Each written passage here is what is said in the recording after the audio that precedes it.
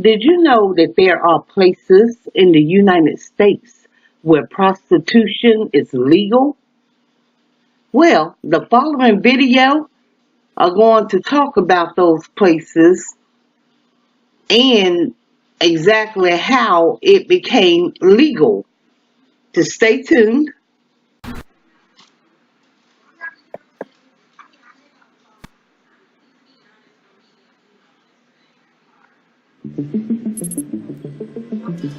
Sex is big business in America. And while some of the people in that business aren't there by choice, many consider themselves sex workers, willing participants in the nation's multi-billion-dollar sex trade. Across the country, it's a dangerous and illegal industry. Some workers think changing the laws around prostitution could make it safer. But what would that look like? I came to Nevada to see the only place in the U.S. where sex for money is legal and out of the shadows.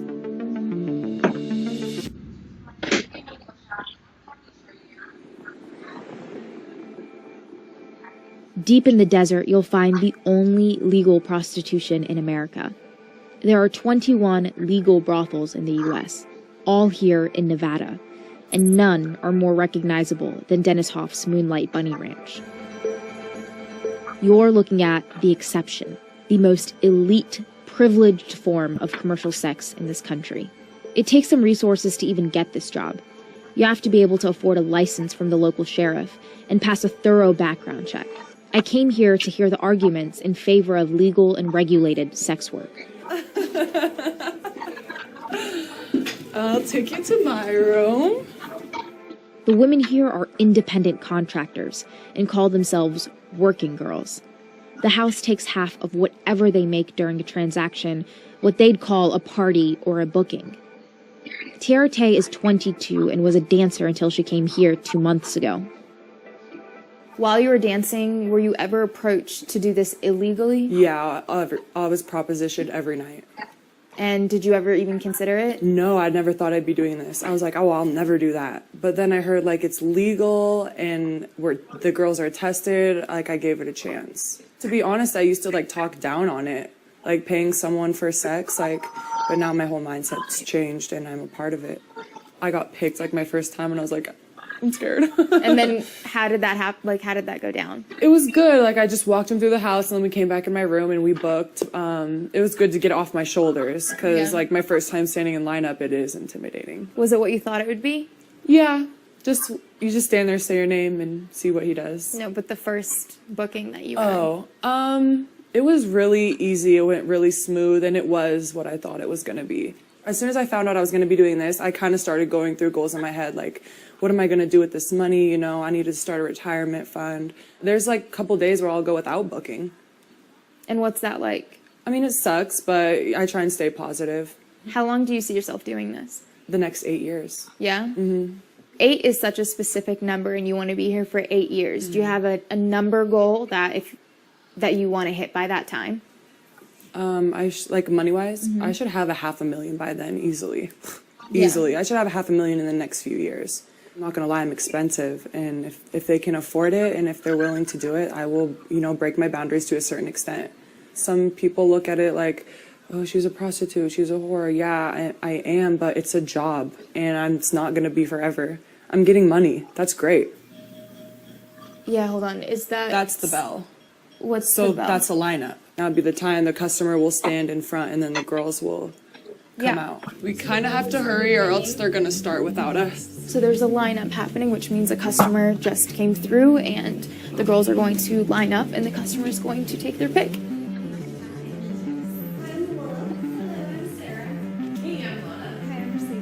Hi, I'm Tiara. So all of the girls are doing introductions. Everyone's dressed up and it's funny because their hands are behind their back and it seems like they're a little shy from where I'm looking, but they're introducing themselves to the client and he looks like he just picked a girl, the one straight in the middle, and he is walking her back now. So I didn't get picked, but that's okay. Yeah? Can you kind of explain to me how it feels every time, or is it just when it happens, it happens? Yeah, it's just if he picks you, great. If not, then you wait for the next spell. Hey, you guys, you got to calm it down in there. Yeah. All right, we ready? We're going to have some fun. Dennis Hoff is the owner and proprietor of the Moonlight Bunny Ranch and 6 other Nevada brothels. He's a businessman and a libertarian with political aspirations. And when it comes to laws around prostitution, he's one of the biggest advocates for legalization. Do you feel like you are empowering these women? Oh, there's no question. There's no question. These are true businesswomen. We're empowering these girls. I mean, over half of our girls have college educations. 20-some% have master's degrees. I have 3 PhDs working for me. One of them is a professor at UNLV and a working girl for me. These girls are real businesswomen. How many girls are applying to work for you a month? 1,000. If it's some girl that I think I'm really interested in, which would be typically a very attractive girl, a hot blonde, or a mixed girl that I think is unique, then I might get involved in it myself.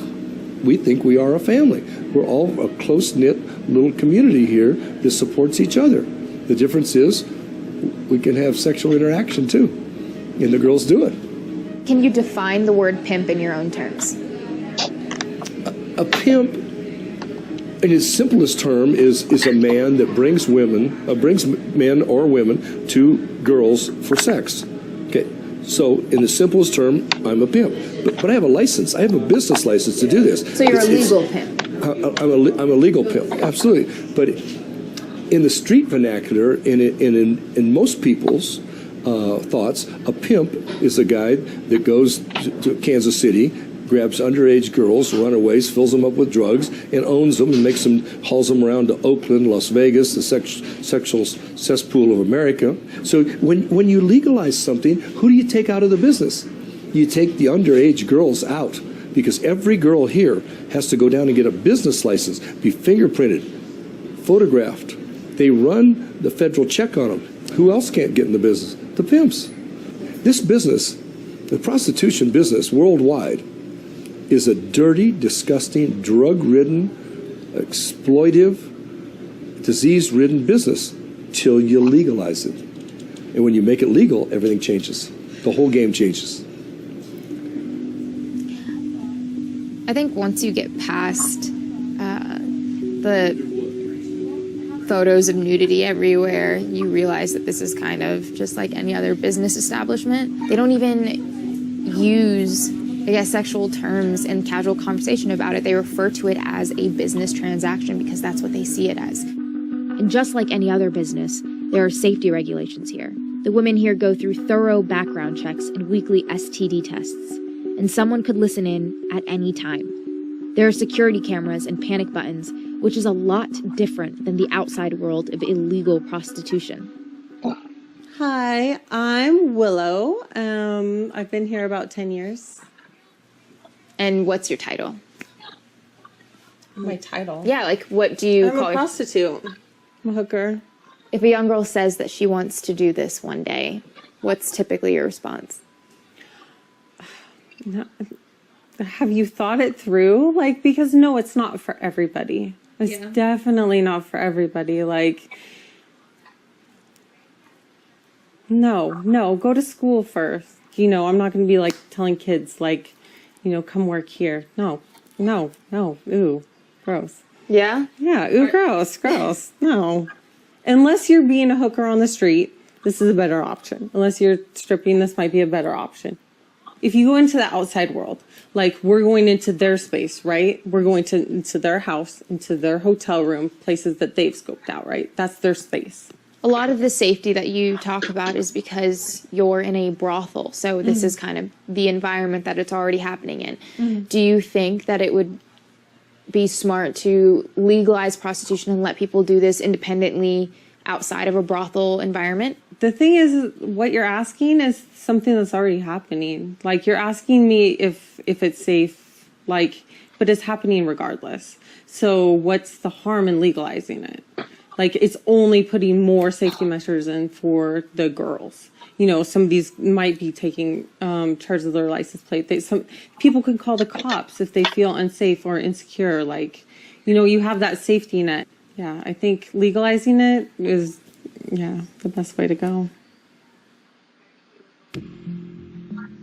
There are a few different legal models for approaching the sex trade. Legalization is what we saw at the Bunny Ranch.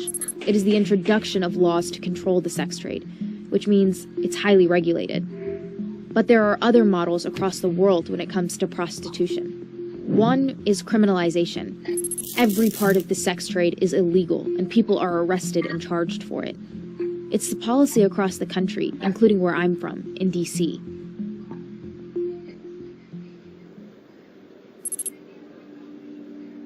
The vast majority of the sex trade in the U.S. happens outside of brothels and illegally. I wanted to find out how criminalizing prostitution affects people working in the sex trade. So I met up with Leah Monadas, a local artist and activist, who engaged in what is known as survival sex during a period of homelessness. So this area here in DC is like where probably a lot of the girls have worked. It's kind of transitioned from uptown a little to here, and then it goes all the way down for about probably a half mile, maybe a mile that way. The thing is, when you're a trans woman of color, what happens is that, like, particularly when you're doing sex work, a lot of the men, like, don't respect you. They don't really think of you as a human being. They don't, you know, you're just like an object to them. Even less so than, like, a cisgender woman. Oftentimes, you know, they're not afraid to hurt you.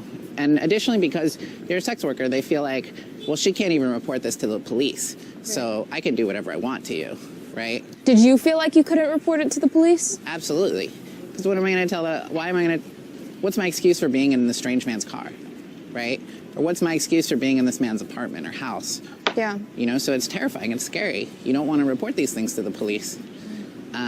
So consequently, a lot of sex workers' lives are like really fragile. It's really scary. And a lot of the girls out here do die or get injured, and oftentimes it doesn't get reported. Were there experiences that you had while you were doing this for your own survival that you felt like your life was at enormous risk? Yeah, so there were a few times where I was almost murdered. You say that so casually. That's like such a... When When you've been through this, you are strong as a rock. Like, yeah. I have no fear anymore because I've been so close to death several times. I was in a car. This guy was speeding off. He didn't want to give me a donation. He ended up pulling a knife on me. And actually, before I jumped out, he stabbed me twice. And then finally was able to open the door, and I was able to get out.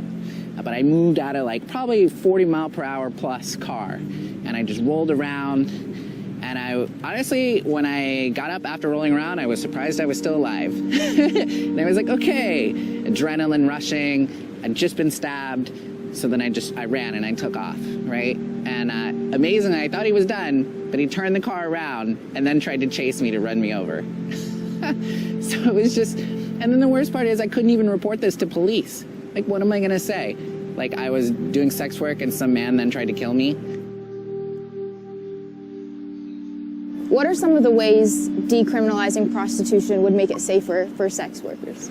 Well, for one, they could screen their clients a little better. They could talk to them a little more in the street and they kind of assess, maybe even look around the car. They'll have a little extra time so they could see that knife maybe he's stashing like by the door. They might see a gun that they didn't see before. They might be able to like get their license plates down because they have more time. That way if something bad does happen, they can report it. Honestly, just being able to report stuff, like, you know, like if someone hurts you, you weren't afraid then to go to the cops. Yeah, I mean, I laugh about it because I have to create this barrier. Of course, yeah. But, like, the truth is, it was completely terrifying. Like, I don't wish that upon any human being ever. But, you know, it happens. And it happens. You know, any one of these girls, if I can do anything to help a young trans person or other sex worker, cis woman, to not have that happen to them, I will do it. I don't care what the cost is. Because I don't want that to ever happen to another human being again. I'm not a piece of trash. I'm a human being, and I don't deserve to be treated that way. I'm breaking down a little. You're absolutely People don't deserve that. Yeah. No one does. Stories like Leia's aren't that rare. We've heard similar stories of violence from sex workers who didn't want to talk to us on camera. But because the sex trade is an underground industry, national statistics are really hard to come by. Here's what we do know. At least 34 sex workers across the U.S. were murdered in 2017. And a study of New York street sex workers found that up to 80% had experienced violence while working. Leia's experience is representative in another way. Nationally, trans women engage in sex work at a much higher rate than people who aren't trans. And in D.C., 85% of trans sex workers are Black and Latino. Now, Leia's story is at the center of a push for change. We're headed into a briefing at the D.C. Council talking about laws surrounding commercial sex. And in this area, there's a movement pushing for decriminalization. Decriminalization is the removal of laws criminalizing the sex trade. Rather than regulating the sex trade, decriminalization just means people don't get charged for it. Removing criminal penalties is the logical first step for advocates like Leia, and it could eventually be a stepping stone on the way to legalization. This is a super early stage hearing, and Newsy had the only cameras in the room. So, good morning, everybody. I am Councilmember David Grosso. I'm an at-large council member here in the District of Columbia. The fact is that decriminalizing sex work, moving towards a approach that is more based in human rights is something that has been on my agenda now since Amnesty International came out a year ago with changing their approach. It's not just Amnesty International. The World Health Organization and the UN's Program on AIDS have also supported removing criminal penalties for prostitution. I want to make that clear that not all sex workers do sex work out of desperation, and some choose that profession. But I felt that, for me, I had no other choice. We have a few minutes to take questions, and I'd love to facilitate some questions for the panel. So we'll start in the back, please. Go ahead. Why would you decriminalize a profession that has such danger like that?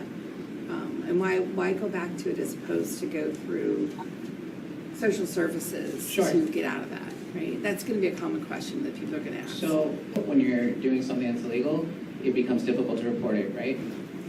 So consequently, if you decriminalize sex work, if a man knows that he could potentially go to jail for assaulting me or pulling a knife on me, he's less likely to do it. But if he knows I'm not even probably going to report this, he knows he's more likely to get away with murder. There's many reasons why there's violence. They don't inherently relate to sex work as a practice. It's more due to the criminalization than the work. So that's my broad answer.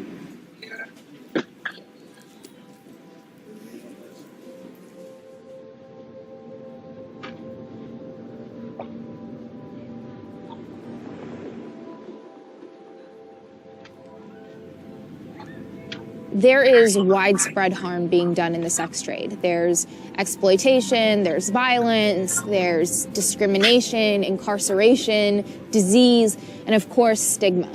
But we've realized in our reporting that people experience the sex trade on a spectrum. One of the working girls we talked to off camera at the Bunny Ranch used to work here in DC illegally, but she worked for a high-end escort service like this one. On one end of that sex trade spectrum, you have things like the Bunny Ranch and maybe even these high-end escort sites. But on the opposite end of that spectrum, you have terrible instances of trafficking and exploitation. But in between, there's a whole range of experiences, from some of the people on Backpage to some of the most marginalized members of our communities who are in the streets and selling sex in order to survive. And the thing is, these laws affect all of these people. So finding a solution, whatever that solution may be, is way more complicated than you think.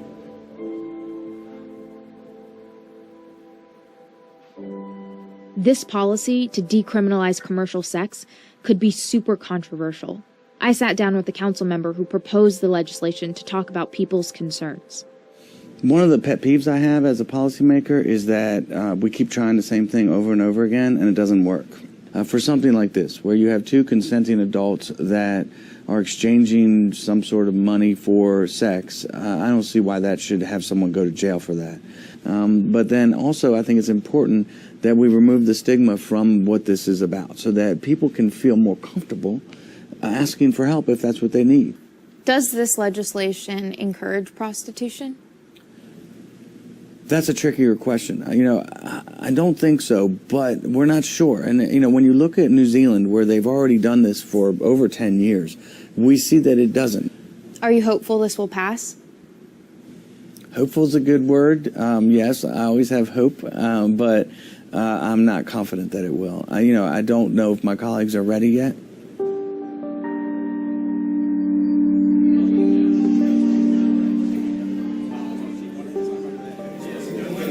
This is the first time Councilmember Grasso publicly introduces the legislation to decriminalize sex work, and it's a packed room, and people are pretty excited. You can tell that this is a really big deal. Our goal should be to stop violence, not criminalize those who are working to survive. Sex workers are active members of the DC community too. And it's time we respect them with dignity, like we do the rest of the community. We're all human beings. Thank you.